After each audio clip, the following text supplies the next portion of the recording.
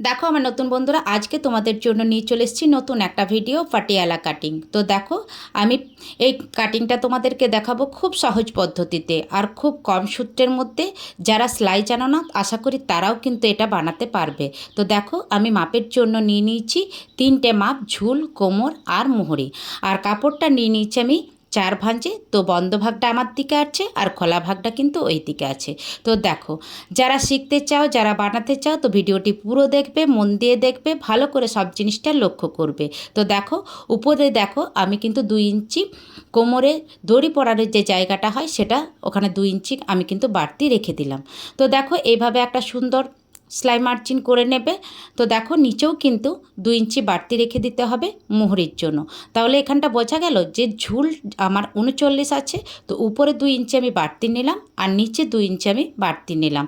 তো দেখো, আমি কিন্তু খুব সহজভাবে তোমাদেরকে বোঝানোর চেষ্টা করব।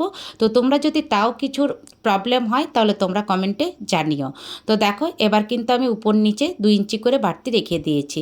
দেখো, এবার আমার কোমর পট্টির জন্য আমি কি করছি। কোমর পট্টির জন্য আমাকে কত কাপড় রাখতে হবে? এখানে 7.5। দেখো, 2 ইঞ্চিটা কিন্তু বাদ দিয়ে 7.5 নিয়েছি, ভালো করে লক্ষ্য করবে এই জায়গাটা। তো টোটাল দেখো আমার কত হয়েছে, 2 ইঞ্চি প্লাস 7.5, তাহলে কত হয়েছে 9.5। এটাও কিন্তু আমি সুন্দরভাবে এবার দাগ দিয়ে দিচ্ছি। তো দেখো, কোমর পট্টিটা আমার কিন্তু রেডি হয়ে গেল।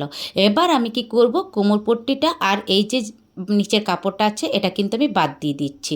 দেখো, বাদ দিয়ে আমি কিন্তু নিচের কাটিংটা তোমাদেরকে দেখাচ্ছি, আর কোমর পট্টিটা আমি কিন্তু পরেই করছি। দেখো, কোমর পট্টি আমার বাদ হয়ে গেল, বাদ দিয়ে আমি এখন রেখে দিলাম। পরে তোমাদেরকে দেখাচ্ছি যে কোমর পট্টিটা কীভাবে কাটিং করব।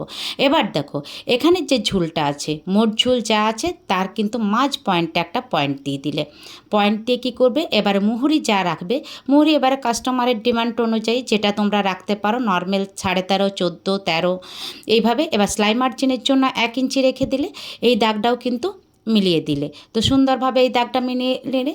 দেখো, এই যে এত সহজভাবে বোঝানোর চেষ্টা করছি, এটা আশা করি তোমরা একটা সুন্দর পাটিয়ালা কাটিং করতে পারবে। যারা সেলাই জানো না তারাও কিন্তু পারবে। তো দেখো, এইভাবে দেখো, এবার এটাও আমি কেটে বাদ দিয়ে দিচ্ছি। এখানটা কিন্তু ভালো করে লক্ষ্য করবে। দেখো, এখানটা আমি কেটে বাদ দিচ্ছি। এবার দেখো, এই যে বাড়তি কাপড়গুলো আছে বা জয়েন্টগুলো আছে সেইগুলো কিন্তু কেটে নেবে। আর দেখো, একটু এবড়ো খেবড়ো হয়ে আছে, এগুলো কাটিং করে নেবে সুন্দরভাবে।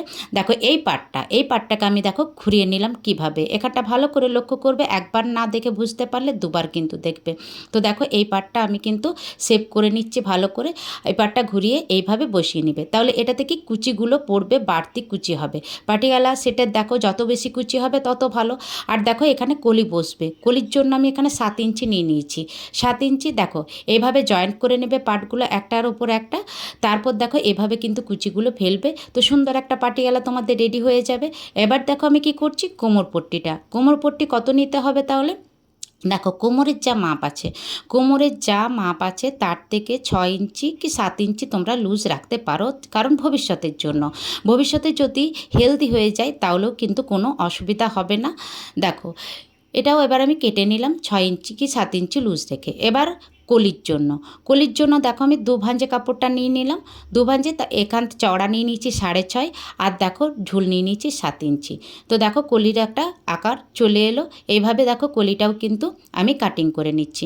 তো আমার ভিডিওটি যদি তোমাদের ভালো লাগে, ভিডিওটি থেকে যদি কিছু শিখতে পারো, তাহলে কিন্তু ভিডিওটি শেয়ার করে রাখবে, নতুন বন্ধুদের দেখার সুযোগ করে দিও। তো দেখো, কাটিংটা হয়ে গেল।